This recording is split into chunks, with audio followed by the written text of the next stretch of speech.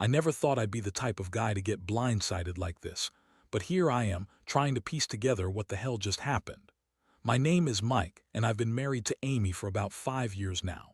We had our ups and downs, sure. Life isn't perfect. There were always little signs things weren't quite right, but I trusted her, or at least I thought I did. She's the kind of woman who's always been a bit bitchy, sassy, quick with a sharp tongue, but that's just Amy. She's also incredibly charming when she wants to be, and I guess I was blinded by that.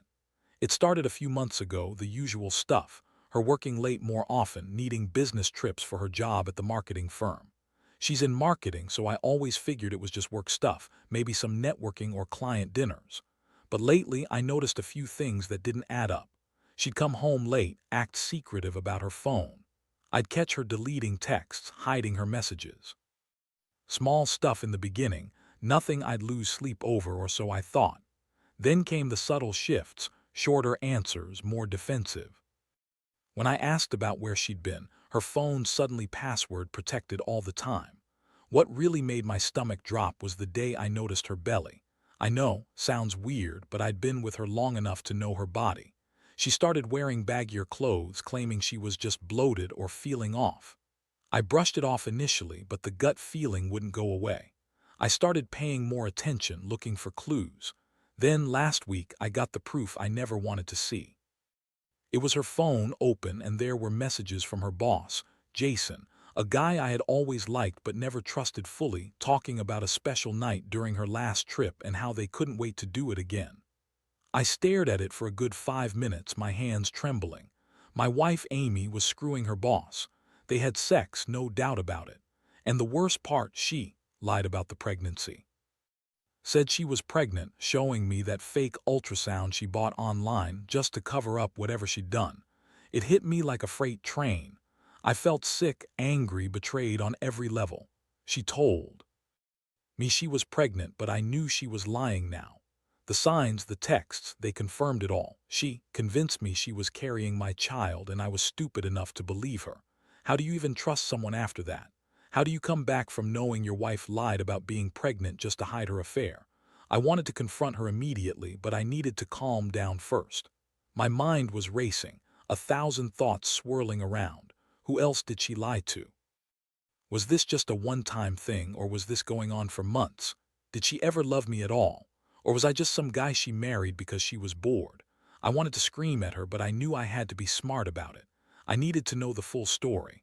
But deep down, I already knew enough that Amy, my wife, had been cheating on me with her boss, lying through her teeth and playing me for a fool. That was the moment my world started cracking apart. The day I found out was a blur. I remember coming home early from work, my mind racing, trying to piece together what I was about to do. I had the evidence now, screenshots, her texts, the ultrasound she faked, and I knew I couldn't just sit on this. I had to confront her face to face. My hands were trembling as I unlocked the door and stepped inside. The apartment was dead silent, which felt even more unnerving. I saw her in the kitchen, chopping vegetables, pretending everything was normal. She looked up at me, that fake innocent smile flickering across her face like she was trying to hide something. I could feel my jaw tightening, my fists clenching.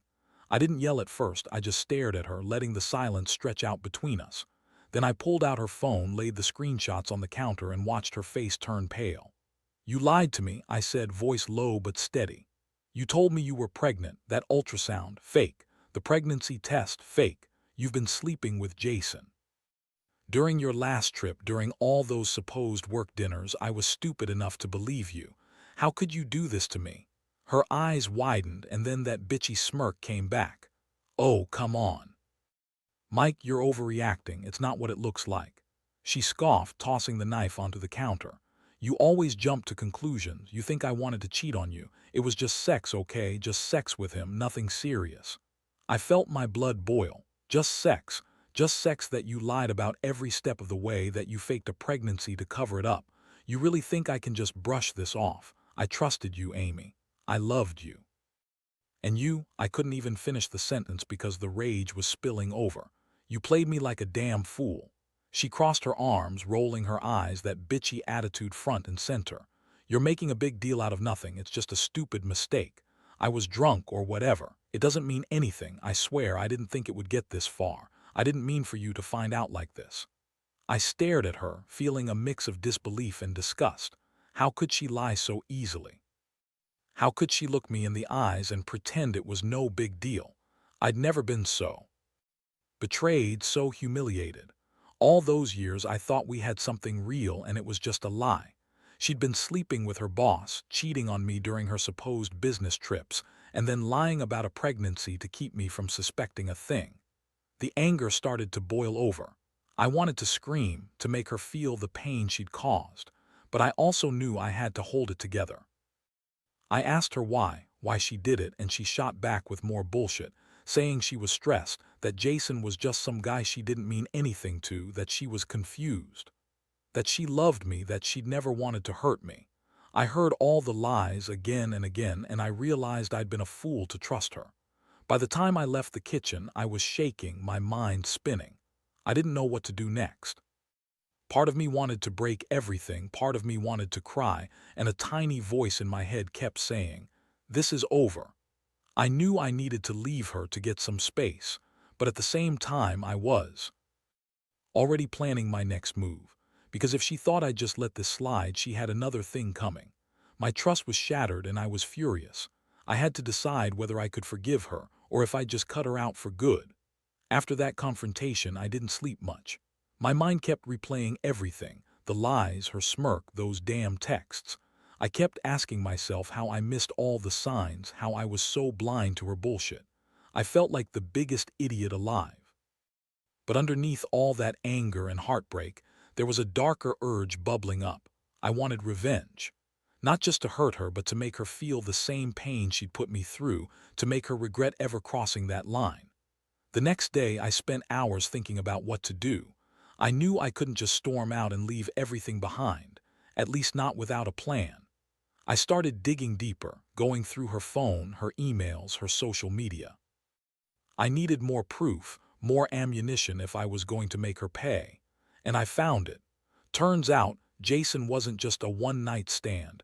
They'd been sneaking around for months. She'd been meeting him in secret, lying to her boss about being pregnant, and convincing everyone she was carrying my child.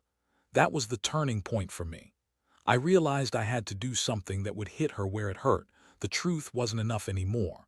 I wanted her to feel the full weight of betrayal just like I was feeling. So I started planning. I knew I couldn't just go scorched earth, though. I had to be smart. I didn't want to ruin her career or make her look like a villain publicly, but I wanted her to see that I wasn't going to roll over. I decided I'd gather evidence, expose her lies in a way that would leave her powerless. I reached out to one of her colleagues, someone I knew she trusted, to share what I had. Not to threaten her, but to make sure she knew I was aware of everything. I wanted to see her reaction, see if she felt guilty or if she just doubled down on her lies. Meanwhile, I kept my distance. I still lived with her, but I was cold, calculating. Whenever she tried to act normal, I just played along, pretending. I didn't already know her whole game. Every little thing she did, I watched.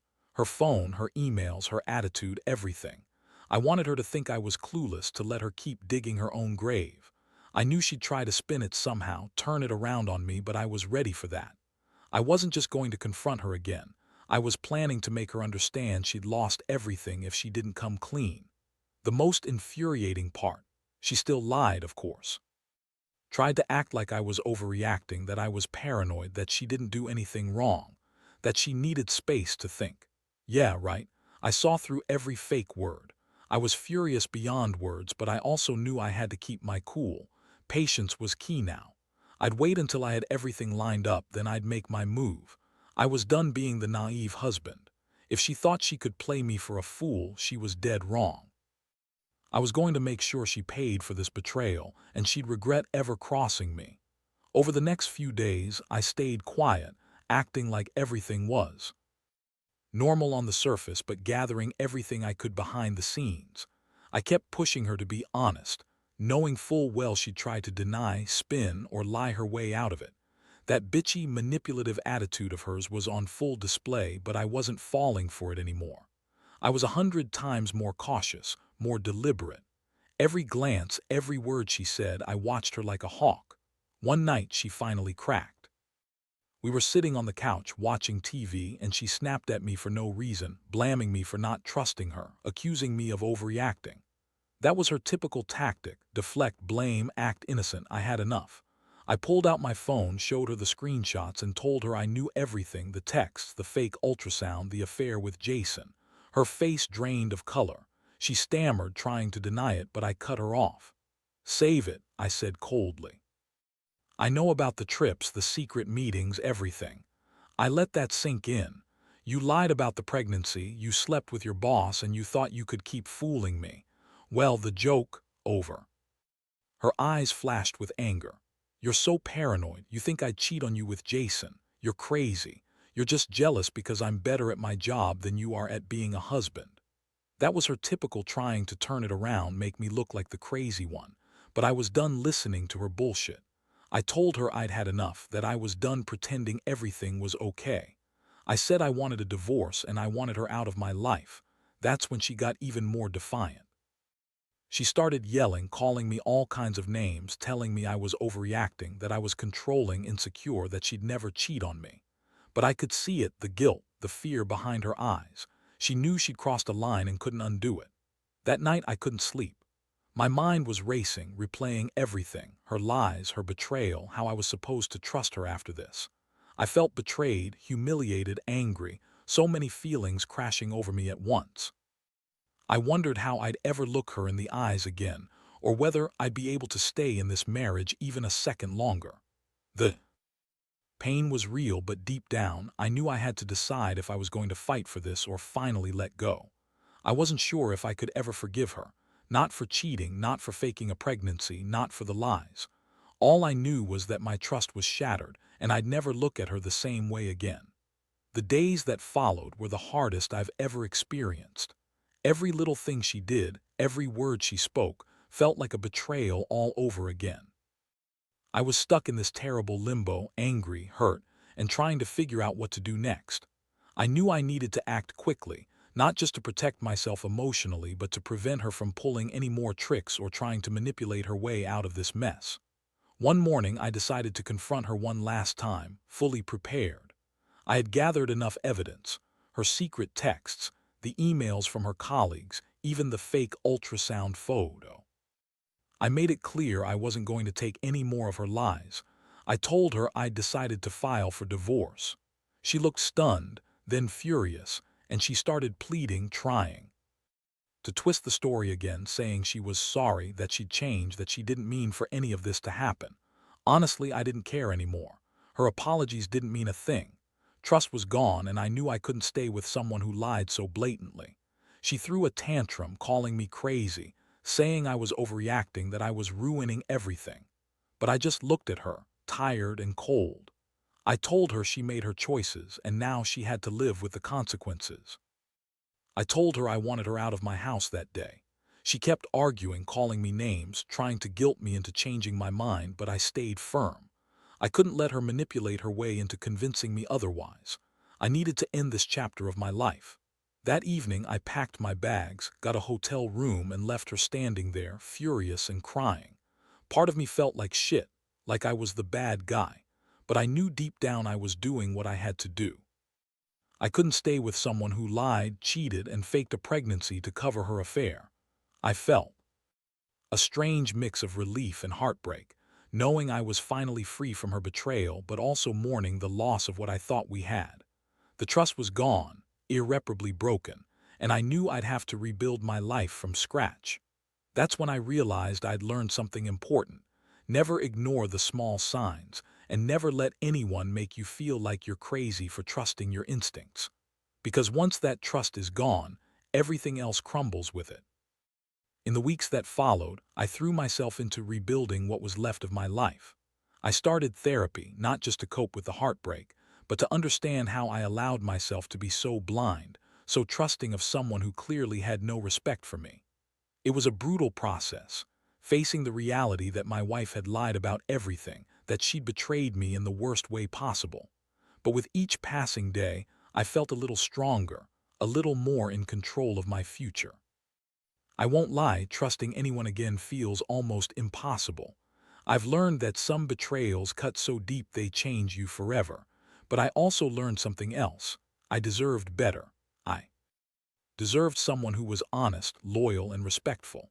I realized I'd been settling for less for too long, and this experience forced me to reevaluate what I want from my life and future relationships.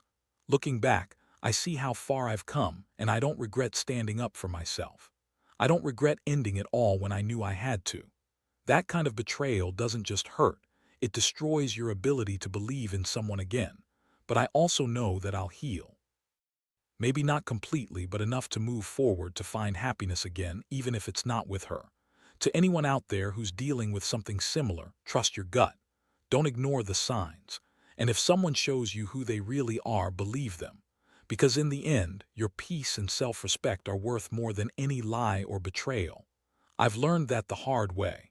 And while I still ache, I also know I'm better off without her. It's a painful lesson, but one I'll carry with me forever. Never let anyone make you feel small or stupid for trusting your instincts. Because sometimes, the truth is the only thing that can set you free.